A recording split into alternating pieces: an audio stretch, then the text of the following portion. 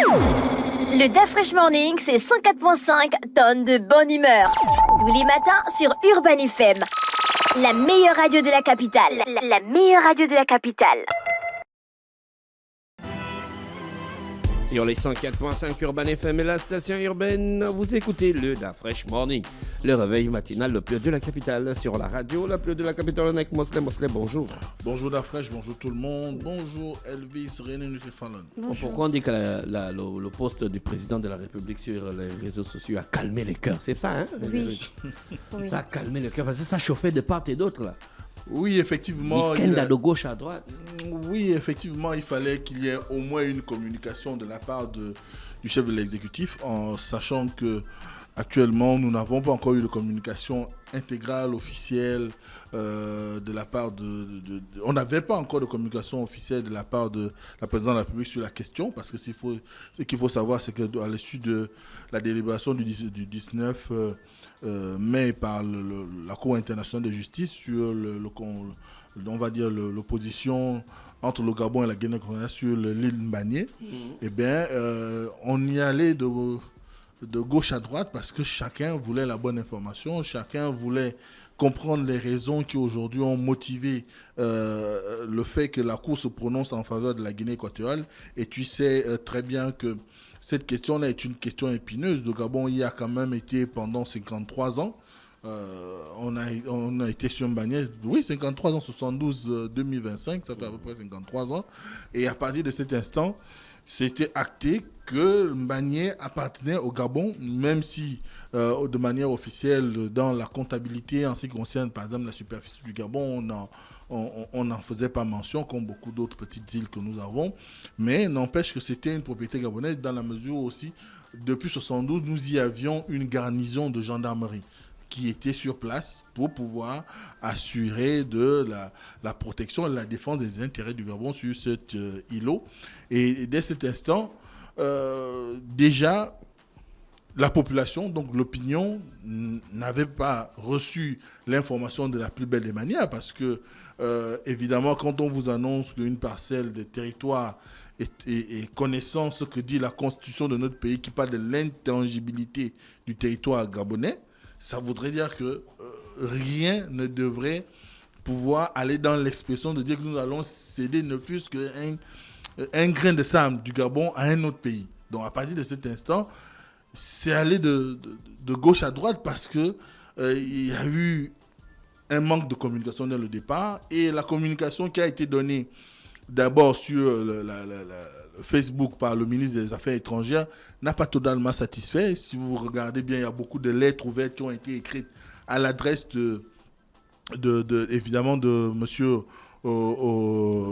Nanga Ndiaye pour lui rappeler un certain nombre de faits en ce qui concerne le droit international, mais également pour remettre en cause un certain nombre de choses qu'il a eu à énumérer, notamment en ce qui concerne la délimitation frontalière avec la Guinée équatoriale, notamment en ce qui concerne la délimitation territoriale sur le continent.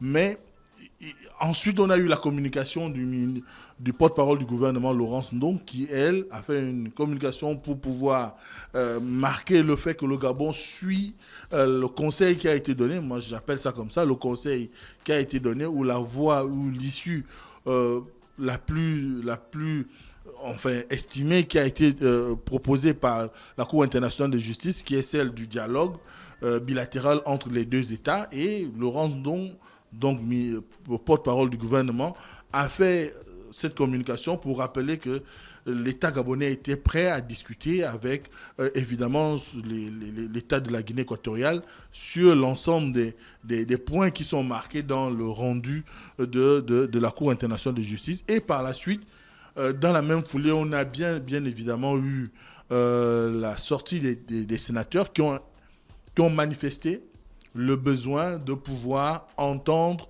le ministre de l'Intérieur et le ministre des Affaires étrangères. À partir de cet instant, ça devenait quand même une situation de pression, parce que, après tout, les ministres sont responsables devant le chef du gouvernement, et le chef du gouvernement en ce moment, c'est le chef de l'État, Brice Clotaire Oligui. Donc à partir de là, il fallait qu'il sorte du bois et qu'il puisse donner au moins quelque chose qui permette aux uns aux autres de lire qu'il y a une volonté manifeste de son côté de pouvoir entendre les cris, même si c'est par l'émotion, comme le disent certains, des Gabonais, qui ne comprennent pas comment notre pays qui, ces 50 dernières années, avait les cartes en main, dans la mesure où jusqu'en 2016, il n'y a jamais eu une contestation réellement marquante de la part de la Guinée équatoriale pour pouvoir dire que le Gabon n'avait pas de droit de revendiquer une quelconque paternité sur l'île Banié et que à la suite de cet envoi, de cette saisine auprès de la Cour internationale de justice et le délibéré du 19 mai 2025, eh bien, on en soit à une situation où le Gabon finisse par perdre Banié. Donc, les sénateurs ont estimé qu'il y avait besoin pour que la représentation nationale ait une idée de ce qui s'est passé, de comment la situation a échappé à ce qu'on a mandaté pour aller défendre le Gabon au niveau... Deux vaillants experts gabonais, comme dit le président dans son poste.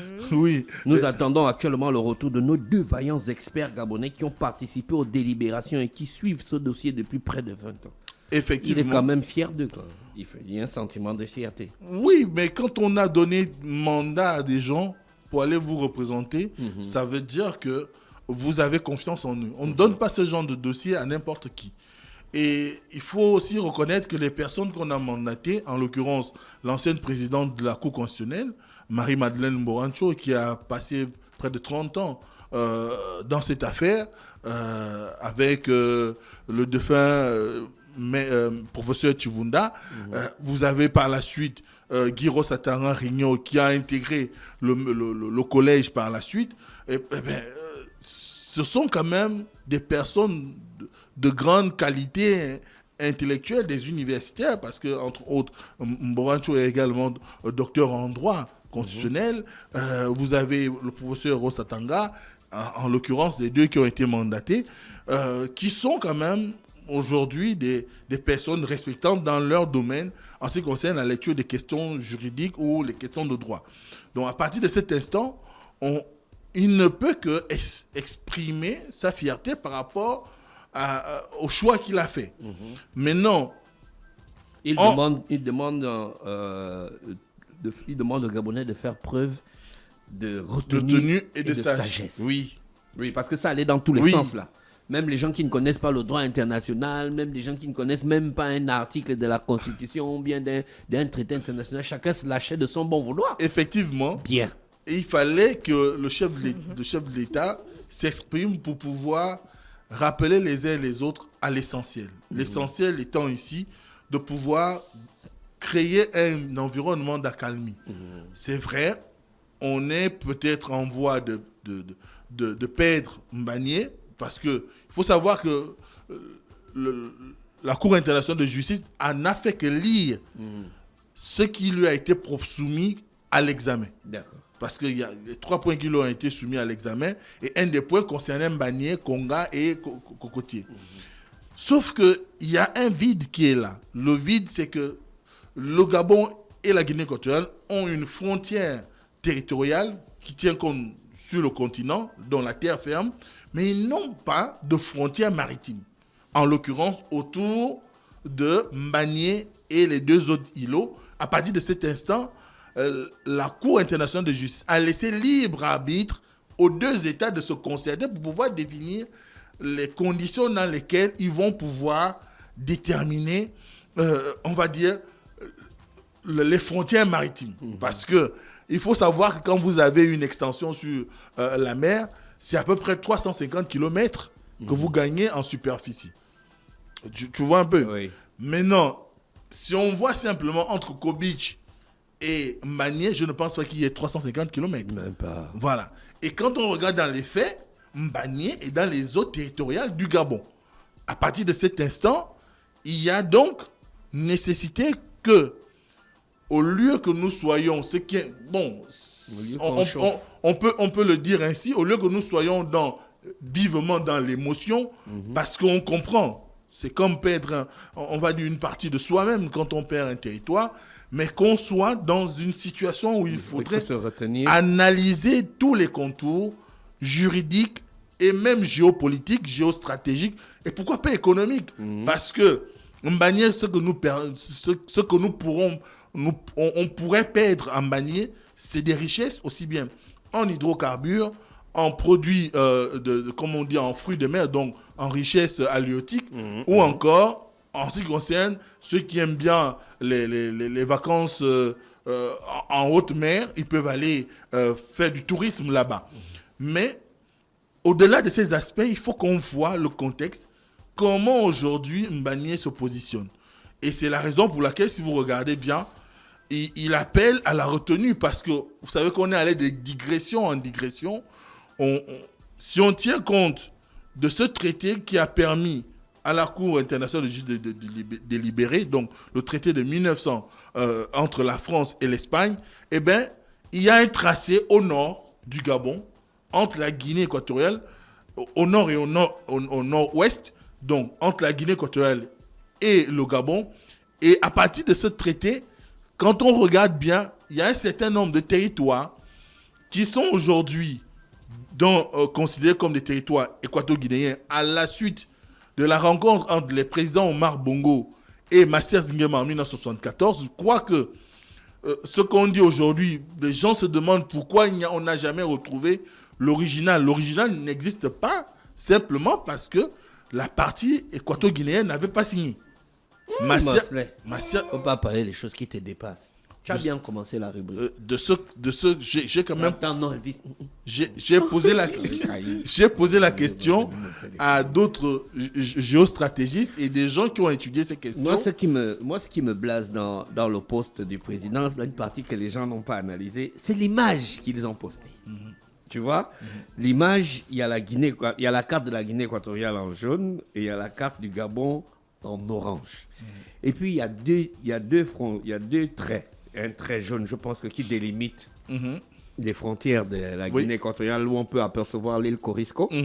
Et puis un trait jaune qui délimite encore une autre frontière de la Guinée équatoriale dans laquelle on voit l'île Mbagné. Non, qui délimite les frontières du Gabon, dans laquelle on peut apercevoir l'île Mbagné. Mais si tu vois bien le point n'est pas à l'intérieur de la frontière. Le point est à l'extérieur de la frontière. Cette image n'est pas mise là fortuitement. Non. Ça signifie quelque chose. Oui. Alors là, on est ce qu'il faut savoir, c'est qu'on est là dans une situation d'analyse géostratégique. C'est que je pense aussi. Quand on nous présente Corisco est de fait équato-guinéenne. L'île de Corisco est de fait équato-guinéenne. Mais comme entre la France et l'Espagne, il n'y a jamais eu de traité général sur la baie de Corisco, donc qui renferme aussi bien Mbagné, Konga et Cocotier et d'autres petites îles. Eh bien, on est véritablement dans une situation où la France, n'ayant pas d'accord avec l'Espagne, les supputations qui vont bon train, c'est de dire, comme ce n'est pas une distance assez importante entre Corisco et Mbagné, c'est la même chose entre Cocobiche et Mbagné, eh bien, si la Guinée équatoriale est maîtresse de Corisco, elle devrait aussi être maîtresse évidemment, de Mbagné et de ses dépendances. Mais quand on voit bien, vous voyez aussi qu'on a une tourelle qui représente un peu l'exploitation pétrolifère, ou des hydrocarbures. Donc, c'est une façon aussi de pouvoir dire, ce n'est pas que le territoire, parce que en réalité, quelqu'un me disait, ceux qui sont allés là-bas, ils m'ont dit, Mbagné, c'est pas plus de... Si vous prenez un exemple, l'exemple qui m'a été pris, c'est, vous êtes au rond-point de Nzangayon, vous venez à l'ancien feu tricolore de Nzangayon. C'est pas plus large que ça. Donc, en réalité, on ne peut même pas y planter 500 maisons. C'est pas possible. Ah bon? Non, on peut pas. On peut pas. De rond-point jusqu'au feu. Oui. Ah, mais c'est quand même grand. Attention, encore qu'une bonne partie est immergée. Donc, voilà la photo de Mbagné. C'est derrière toi, là? En France 24. À Gabon 24. D'accord. Mais quand tu regardes bien, qu'est-ce qu'on peut bien y planter? À part une garnison militaire. Pour la défense ou pour la protection. Si on exagère, on peut y créer quelques petites balnéaires, mais qui seront des sites sur l'eau, en réalité. Donc, à partir de cet instant, on est véritablement dans une démarche qui, si on tient compte de la publication du président, c'est de dire, attention, nous sommes quand même frontaliers avec la Guinée équatoriale.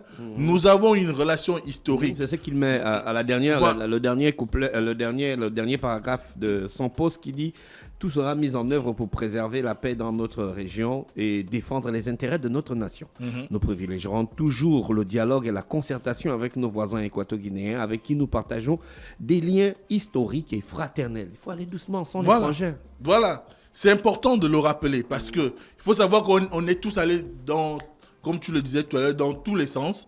Et parce que simplement, les gens ont commencé à dire rendez-nous le Mongomo, rendez-nous les Bibiyines, rendez-nous Ils ont même fait des vidéos. une autre ville qui est proche de Médine. Voilà. Voilà. Tellement de choses t'ont été dites qu'il faut éviter de créer un climat anxiogène qui pourrait être responsable peut-être d'une étincelle que plus personne ne pourra contrôler. Donc, il faut qu'on soit mesuré, que ça soit des experts qui viennent faire des analyses, que ça soit nous, les chroniqueurs, sur ces questions, ou encore des journalistes qui en parlent. Il faut qu'on arrive à donner les bonnes informations aux populations, mais également que nous préservions cet acquis-là qu'est l'amitié gabono-équato-guinéenne, pour éviter que nous soyons dans une situation de friction qui va peut-être conduire à des bruits de bottes. Je ne le souhaite pas. Mais on est véritablement dans une situation où, quelle que soit l'issue qui sera favorisée, ce qui primera, c'est le dialogue. Parce que nous n'avons pas une autre option que celle de dialoguer. Si tant est que les Équato-Guinéens tiennent en bannière, aussi bien que les Gabonais, eh bien, il va falloir aller vers des discussions qui permettent aux uns et aux autres de trouver gain de cause. Et s'il faille repartir aux frontières de 1900, eh ben, la discussion sera encore beaucoup plus appelée à être exécutée parce que sans qu'il y ait un dialogue, je ne vois pas comment on pourrait passer à la rétrocession d'une partie de Mongomo ou des Bibiyines au Gabon avec les investissements consentis par la Guinée équatoriale. Donc c'est autant de débats que nous faisons aujourd'hui, mais qui méritent quand même d'un côté comme de l'autre, qu'il y ait de la retenue. Et la retenue est importante parce que ça évite de créer des situations de dérapage, des situations de conflit, et cela va nous préserver d'une éventuelle situation déplorable. Or, nous avons besoin aujourd'hui de la paix, du développement et de pouvoir créer un environnement de prospérité en Afrique centrale. Et Manié, certes, représente un avantage économique parce qu'il y a des ressources qui y sont et qui peuvent être avantageuses pour le Gabon, notamment en ce moment où nous avons besoin de marquer une différence avec les 50, 60 dernières années que le Gabon a connues, au moment où nous rentrons dans la 5e République. Mais il faut que les uns et les autres comprennent que nous sommes dans une situation où il s'agirait d'une discussion entre États. Et entre États, chacun a ses moyens, chacun a ses forces, chacun a ses faiblesses. Mais ce qui compte, c'est de pouvoir garantir notre voisinage et qu'on le garantisse dans la paix et la sécurité pour tous. Merci Mosler. René Rutte, le programme du week-end. Le Da Fresh Morning, c'est 104.5 tonnes de bonne humeur. Tous les matins sur Urban FM. La meilleure radio de la capitale. La meilleure radio de la capitale.